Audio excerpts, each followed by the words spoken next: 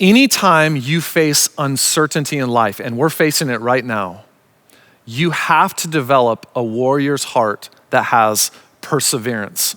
When uncertainty hits, you need perseverance. Listen to how the book of Hebrews puts it. Hebrews chapter 10, verse 36 says this: you need to, say it out loud with me, persevere. Come on, you can do better than that. Wherever you're at, say it out loud with me. You need to what?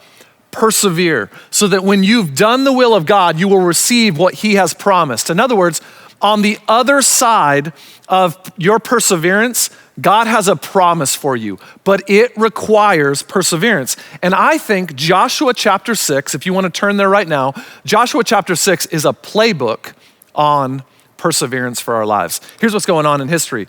Again, remember, week 1, we saw that God has commanded Joshua to be courageous. And that's what we looked at. And then last week, God prepares Joshua for entering this brand new land, brand new season, right? But today, Joshua is gonna learn perseverance, because right when God takes him into this brand new season, they just crossed the Jordan, Joshua hits a wall. Specifically, he hits the wall of a city called Jericho.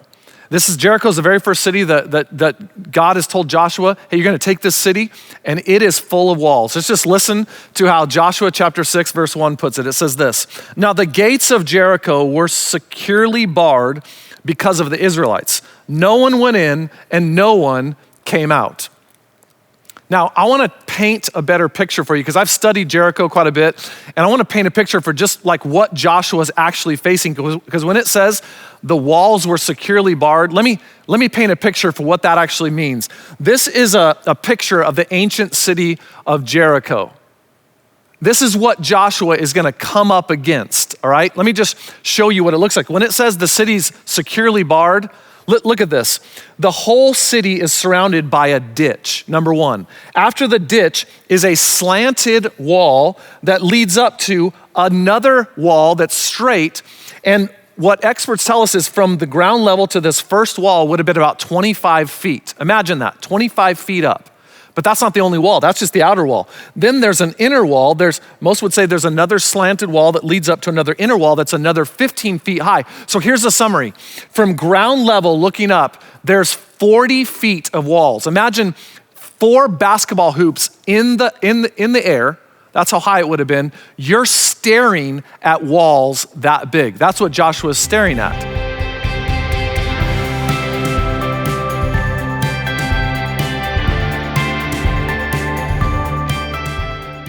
But if you're Joshua, you're sitting there going, God, I hear what you're saying, but all I see in front of me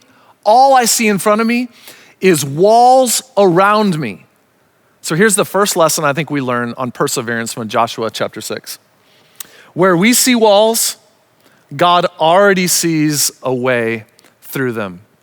See, whatever you're facing today, I don't care if it's economic, I don't care if it's anxiety, I don't care if it's just the utter uncertainty that paralyzes you or kind of depresses you.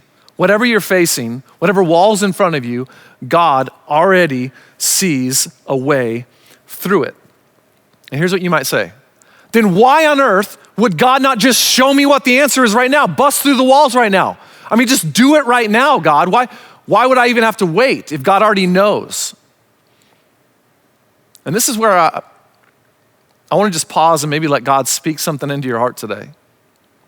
What if God is more interested in developing your character than your comfort? See, I think we get so enamored. We're so linked on to always wanting comfort. And what God wants is he wants to develop our character. We don't like that, do we? But it can be true. And isn't it true, isn't this true? That in our greatest times of need, that's when we turn to God the most.